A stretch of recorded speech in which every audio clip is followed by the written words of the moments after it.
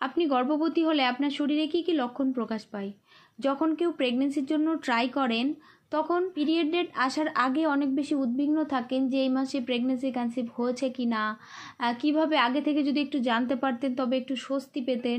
তো ফ্রেন্ডস, আজকের ভিডিওতে এমন কিছু লক্ষণ নিয়ে আলোচনা করব যে লক্ষণগুলোতে আপনি নিশ্চিত হতে পারবেন যে আপনি প্রেগনেন্সি কনসিভ করেছেন কিনা। তো চলুন এই ভিডিওতে 11টি লক্ষণ নিয়ে আলোচনা করি। তো 11টি লক্ষণ অবশ্যই আপনার সাথে মিলিয়ে দেখুন আপনার সাথে মিলছে কিনা।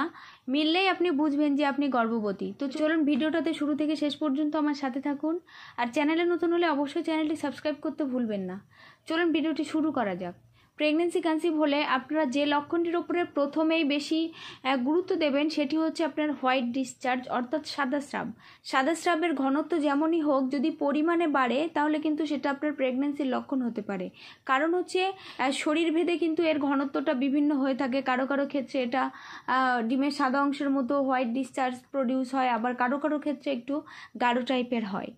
এরপর হচ্ছে প্রস্রাব বেশি হওয়া। প্রস্রাব বেশি হওয়া এটা কিন্তু প্রত্যেকটি মহিলার ক্ষেত্রে দেখা যায়। কারণ হচ্ছে আপনার জরায়ুর নিচেই কিন্তু ইউরিনারি ব্লাডার থাকে। তো জরায়ুতে যখন একটি কাজ হচ্ছে ভ্রূণ সঞ্চার হচ্ছে, তো সেই সময় কিন্তু আপনার জরায়ুতে ব্লাড সার্কুলেশন বেড়ে যায়। এছাড়াও হরমোনগুলো অনেক বেশি কাজ করতে থাকে ওই জায়গাটাতে। ভ্রূণটাকে গ্রহণ করার জন্য জরায়ুটাকে প্রস্তুত করা বিভিন্ন রকম কাজ কিন্তু চলতে থাকে। এবং যেহেতু ব্লাড সার্কুলেশন বেড়ে যাওয়ার কারণে কিন্তু আপনার প্রস্রাব তৈরি হওয়াটাও অনেক বেড়ে যায়, ফলে আপনার কিন্তু বারবার করে প্রস্রাব পায়। এরপর হচ্ছে 3 নম্বর ইমপ্লান্টেশন পেন। অনেকের ক্ষেত্রে কিন্তু এই ব্যথা দেখা যায়, আবার অনেকের ক্ষেত্রে কিন্তু এই ব্যথা দেখা যায় না। অনেকের ক্ষেত্রে কিন্তু ভ্রূণটি যখন জরায়ুর দেয়ালে অ্যাটাচ হয়, নিজেকে রোপণ করে, সেই সময় কিন্তু একটি ক্র্যাম্পিং অনুভব হয়, হালকা ব্যথা অনুভব হয়, খিস ধরা টাইপের। তো এটা কিন্তু প্রত্যেকটি মহিলার ক্ষেত্রে যে দেখা দেবে তা কিন্তু নয়। এটা কিছু কিছু মহিলার ক্ষেত্রে ইমপ্লান্টেশন ব্যথা এটা কিন্তু দেখা দেয়, এই যে তল পেটে যে ব্যথাটা। এরপর 4 নম্বর হচ্ছে স্তনের পরিবর্তন। এই স্তনের পরিবর্তন কিন্তু প্রত্যেকটি মহিলার ক্ষেত্রে দেখা দেবে। কারণ হচ্ছে শুরু থেকে কিন্তু প্রেগনেন্সি হরমোনগুলোর প্রভাব মিল্ক প্রোডাকশন টিস্যুগুলোর ওপরে পড়ে এবং আপনার স্তনের মধ্যে একটি ভারী ভাব, ব্যথা, এই সমস্ত লক্ষণগুলো কিন্তু শুরুতেই ঘটতে শুরু করে। 5 নম্বর হচ্ছে শরীরের তাপমাত্রা। শরীরের তাপমাত্রা প্রেগনেন্সি কনসিভ হলে কিন্তু প্রায় 1 ডিগ্রির কাছাকাছি বেড়ে যায়। ওভুলেশন টাইমে কিন্তু আপনার শরীরের তাপমাত্রা হালকা ইনক্রিজ হয় প্রায় 1 ডিগ্রির কাছাকাছি। তো যদি প্রেগনেন্সি কনসিভ না হয় সেক্ষেত্রে কিন্তু স্বাভাবিক হয়ে যায় আবারও তাপমাত্রা। আর যদি প্রেগনেন্সি কনসিভ হয় তবে এই যে বেড়ে যাওয়া তাপমাত্রা এটা কন্টিনিউ বেশ কয়েকটি দিন কিন্তু থাকে, 8-10 দিন মতো। তবে আপনার পিরিয়ড ডেটের আগে যদি হালকা জ্বর জ্বর ফিল হয় অথচ সেটা জ্বর না, সেক্ষেত্রে কিন্তু আপনি নিশ্চিত হতে পারেন যে আপনার প্রেগনেন্সি কনসিভ হয়েছে। এরপর 6 নম্বর হচ্ছে মাথা ব্যথা। মাথা ব্যথার সমস্যাও কিন্তু অনেকের ক্ষেত্রে দেখা যায়। কারণ প্রেগনেন্সি হরমোনগুলোর প্রভাবে বেশিরভাগ মহিলাদের ক্ষেত্রে কিন্তু মাথা ব্যথার সমস্যাটি দেখা দেয়। যদি আপনারা প্রেগনেন্সির জন্য চেষ্টা করার পর পিরিয়ড ডেটের আগে যদি দেখেন প্রচণ্ড পরিমাণে মাথা ব্যথা করছে, তবে সেটা আপনার প্রেগনেন্সির লক্ষণ হতে পারে। এরপর 7 নম্বর হচ্ছে অরুচি। হঠাৎ করে আপনার কোনো খাবারের প্রতি অরুচি আসতে পারে।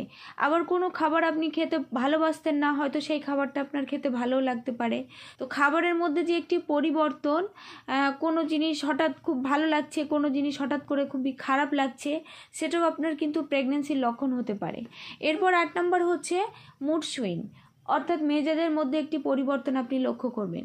কখনো কখনো অনেক বেশি মন খারাপ হয়ে যায়, আবার কখনো কখনো অনেক বেশি ভালো লাগতে পারে, খুশি খুশি লাগতে পারে।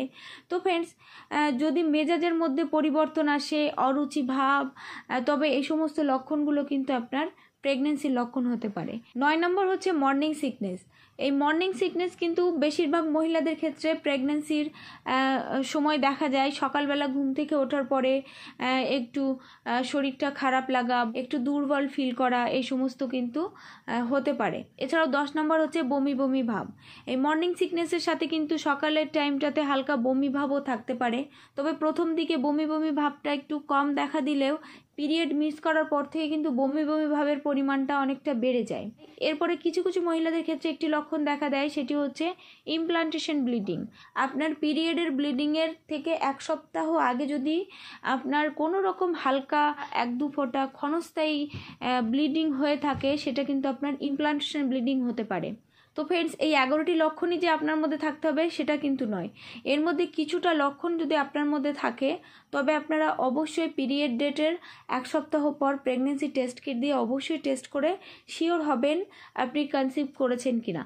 যদি গর্ভবতী হয়ে থাকেন তো অবশ্যই নিজের যত্ন নেওয়া প্রয়োজন শুরু থেকেই। প্রেগনেন্সি টেস্ট করার ক্ষেত্রে সকালের প্রথম প্রস্রাব দিয়ে প্রেগনেন্সি টেস্ট করলে কিন্তু অ্যাকিউরেট রেজাল্ট আপনারা পাবেন। তো আজকের ভিডিওটি এখানেই শেষ করছি। ভালো লাগলে অবশ্যই লাইক করুন আর চ্যানেলটি সাবস্ক্রাইব করা না থাকলে সাবস্ক্রাইব করে নিন এই ধরনের গুরুত্বপূর্ণ ভিডিও নোটিফিকেশন পাওয়ার জন্য।